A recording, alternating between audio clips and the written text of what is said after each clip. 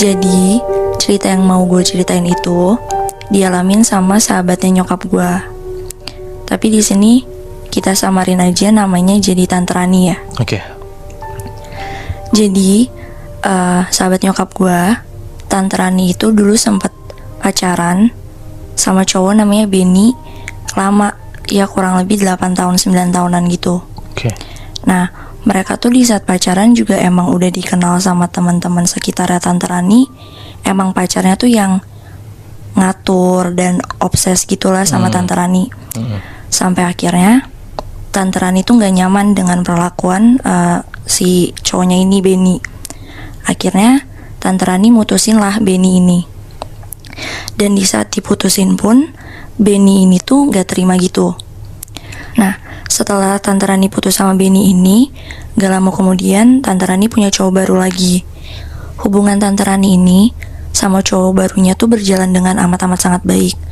Sampai akhirnya mereka memutuskan untuk ya nikah kan. Nah, kabar ini tuh didengar sama Benny.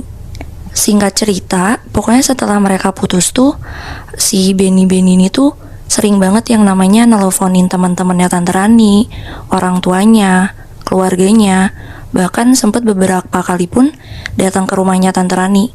Tapi yang gak pernah diterima kan baik sama Tante Rani ataupun keluarganya. Sampai suatu hari itu kalau gak salah kayak 3 bulan sebelum menjelang pernikahan mereka, Tante Rani sama nyokap gue dan teman-temannya tuh lagi ngumpul di rumahnya Tante Rani. Terus nyokap gue tuh emang harus ke teras depan ngambil sesuatu barang lah.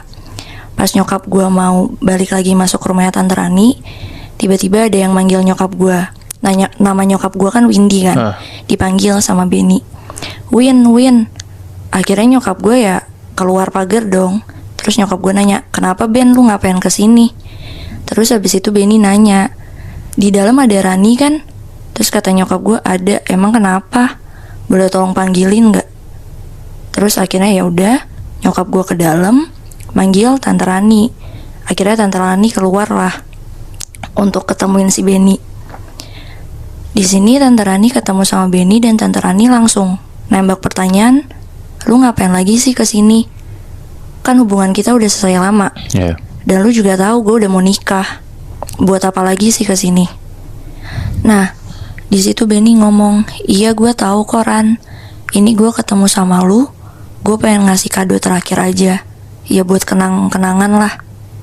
Akhirnya tanpa pikir panjang, Tante Rani yang nerima kadonya dan langsung masuk ke dalam. Dan pas dibuka kadonya itu isinya shawl. Nah di sini tuh Tante Rani tuh emang suka banget shawl.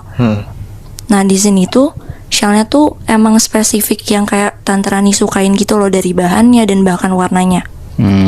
Singkat cerita, udah mulai menuju malam.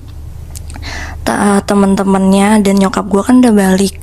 Tante Rani masuk ke kamarnya buat naro kado itu di bawah tempat tidurnya Tante Rani. Ditaro, Tante Rani keluar. Itu udah mau maghrib itu loh.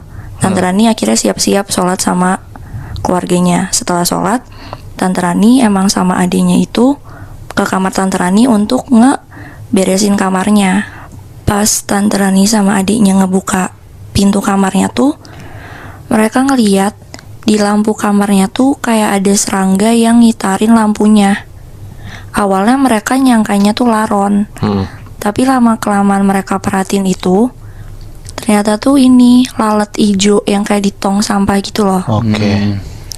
Nah, yang tadinya mereka lihat itu lalatnya cuma 1 atau 2 doang, tapi lama-kelamaan tuh makin banyak, makin menuhin ruangannya. Sementara di situ kamarnya Tante Rani tuh kacanya ditutup. Nah, setelah itu Tante Rani sama adiknya tuh inisiatif untuk keluar kamar dan ngambil penyemprot serangga kan. Pas mereka masuk lagi, jumlahnya tuh makin banyak. Beneran yang namanya udah hampir menuhin satu ruangan. Anjir.